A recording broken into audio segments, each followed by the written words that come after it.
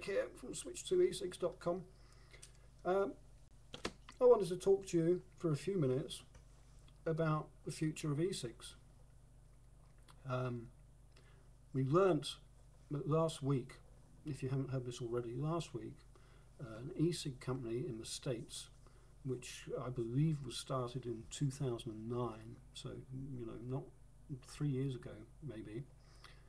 Last week the guy who started that in the States sold the company, e-cig, to a tobacco company for $135 million. Now, am I jealous? I wouldn't mind $135 million. Do I want to sell out to a tobacco company?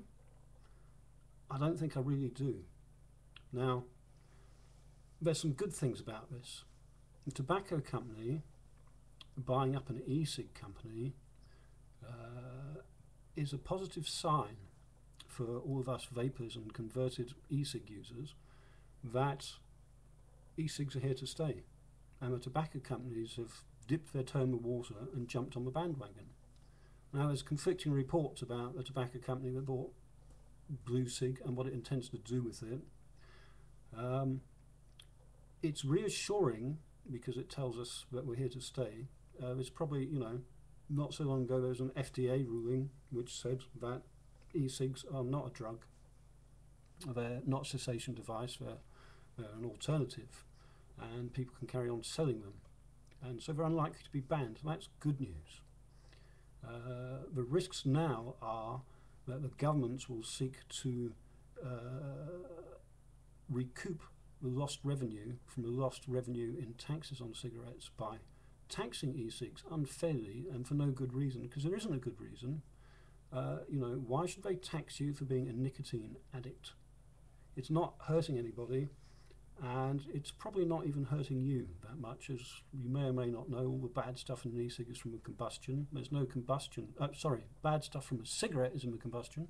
There is no combustion in an e-cig, which gets rid of most of the bad stuff. See my other videos or watch somebody else's if you need to know more about that. So you're just using one because you like the nicotine, or maybe you've gone down to 0 milligrams nicotine and you're using one because you like it, and you like the habit because you're used to it, and you enjoy the many flavours. And why not? Who are you hurting?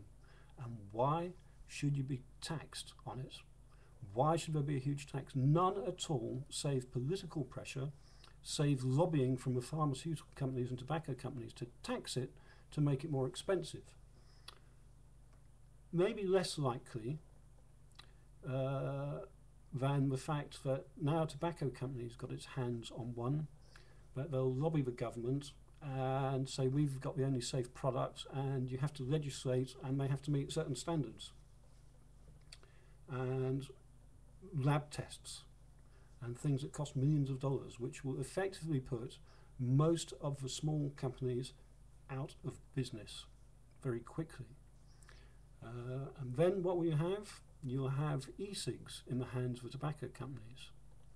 Do you think they're interested in producing huge amounts of products, a huge variety of e-cigs, endless variations on tanks and clearomisers and cartomizers, endless flavours? No, they're not. You think they might be, but my contention is that they won't be. What they'll seek to do is mass produce, imported from China or not, a very basic e-cig with a limited range of flavours and charge a high price for it because they can, because they've cornered the market again. Okay, and they won't want to spend money on development because they know how sales of nicotine work. Let's face it, they've got a lot of experience. They know they're going to sell them anyway. What you'll get is a limited range of products at a high price. Much like what's happened over the last, 4 decades in the UK. What have we got? When I was a lad, in every town, small or large, you had a range of choice for your shopping in terms of food. There were plenty of greengrocers, there were plenty of butchers, there were plenty of delicatessens, okay, lots of specialty shops. Now gone. I live in Red Hill, in Surrey. There's no greengrocer, there's no butcher in the town centre.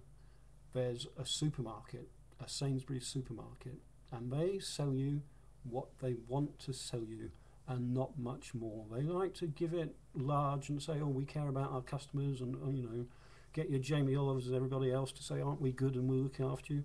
Well, they're not. They only sell you what they want to sell you. You know, there's something like, if you go into Sainsbury's, you might get 4 or 5 varieties of, say, grapes, if you're lucky. Okay? There's 14,000 varieties of grapes available in the world. They're not interested.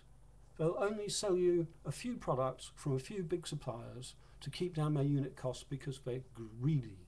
Okay? It's all about driving down unit costs, okay, and getting tying you to a particular product that they can get cheap and selling you loads and loads of it. That's a game plan. That's my opinion. If anybody thinks differently, maybe somebody from Sainsbury's can write in and tell me. But think about it, people. Let's not be naive.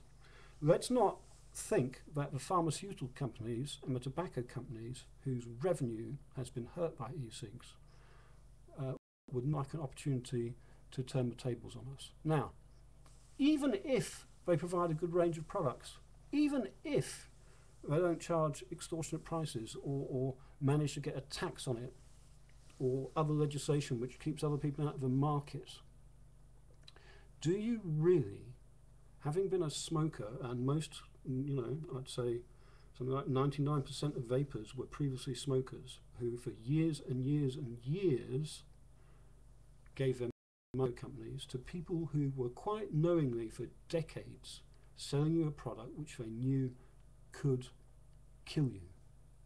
They didn't care. They fought and still fight every attempt to restrict their distribution and their advertising. They're still advertising in other countries, like China, ironically. Do you really want, do all of us in the vaping community, do we want, having finally got out of the clutches of the monsters that are tobacco companies, do you want to find yourselves handing over your money to them again and paying unfair taxes to the government again? Because if we're not very careful, that's what's going to happen. That's my contention, but tell me I'm wrong. I don't. I have no intention of ever buying an e-cig or supplies for e-cigs or anything else from an e-cig company that I know is owned by a tobacco company. Now, congratulations, heartfelt congratulations to the guy in the States who built a good e-cig business, all right? He has a good website, they had good packaging, good marketing. I'm sure they had very good sales. Let's face it, he didn't get $135 million for nothing, and all kudos to him. But the company he built, e-cig, is now in the hands of a tobacco company. If we allow tobacco companies to simply buy up e-cig companies and keep buying the products once they've bought it, the writing's on the wall. It's a slippery slope, okay? They will get more and more control of the market, our choices will diminish, the prices will go up, and worst of all, we're giving our hard-earned cash to people who've been raking it in for years to the tunes of hundreds and thousands of billions of dollars or pounds, knowing that what they were selling was killing people. Can you imagine if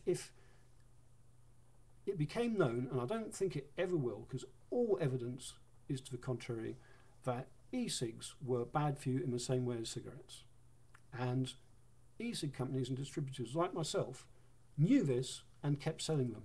In the modern world, in today's terms, I put it to you that if we knew that and we covered it up and kept selling them, and then it was exposed, there'd be lynch mobs after us. tobacco companies got away with it. It was a different era, okay, when they started. We're not in that era now. We have the internet, we have the information. We know what's going on. Please, please, please, if you agree with me, distribute this video, okay? Vapors, if you're not buying from me, make sure you're buying from an independent e-cig company. Please don't go and buy from one that's owned by a tobacco company. Let's not have them have the last laugh. I want e-cig distributors, the forums, okay, the society that goes with it, the choice, the flavours currently available to continue and to grow. And they can, and they will. But not if you give your money to the tobacco companies again. Think about it. I'm very grateful to receive any comments from anybody on this, tobacco companies or otherwise. Tell me I'm wrong. But vapors, be careful where you buy. Thanks for watching. See you soon at switch2ecigs.com. Take care now. And remember, don't smoke, people. Vape,